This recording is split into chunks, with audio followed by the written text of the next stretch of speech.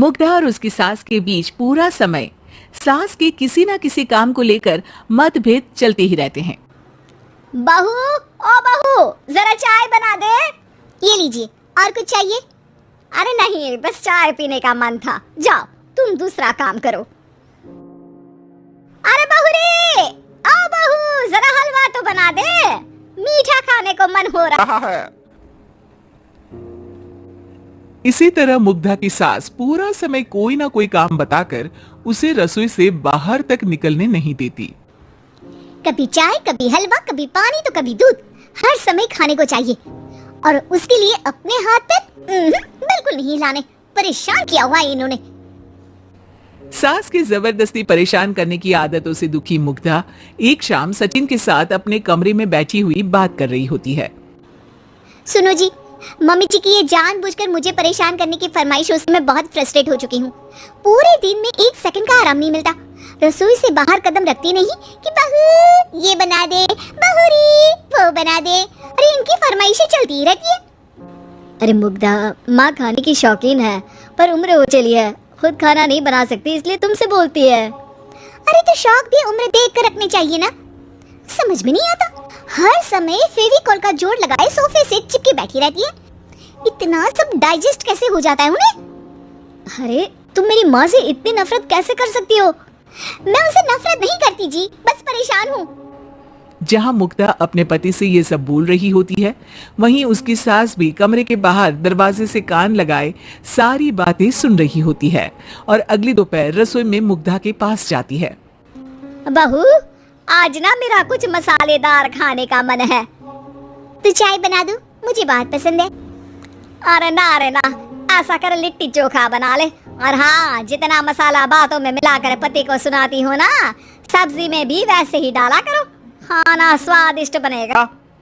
सास की बात सुनकर मुग्धा हैरान रह जाती है।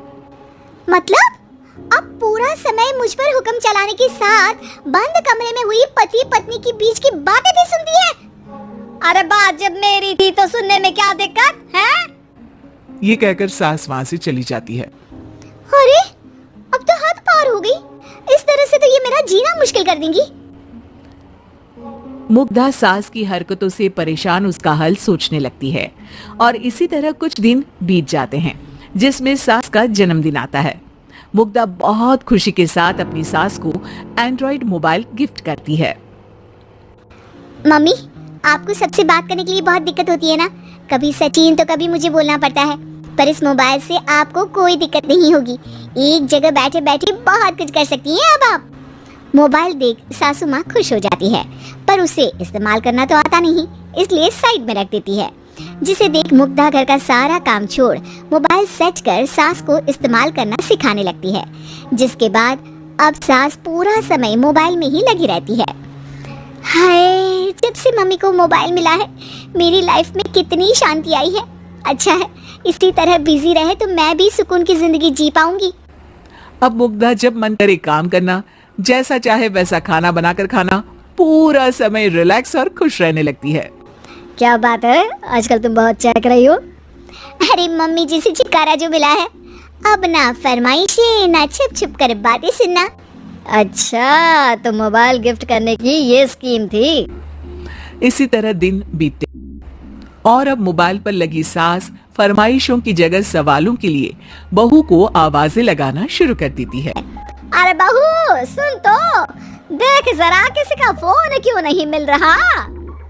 रिचार्ज खत्म हो गया है, पर अभी 4 दिन पहले ही तो मैंने किया था, इतनी जल्दी कैसे खत्म हो गया?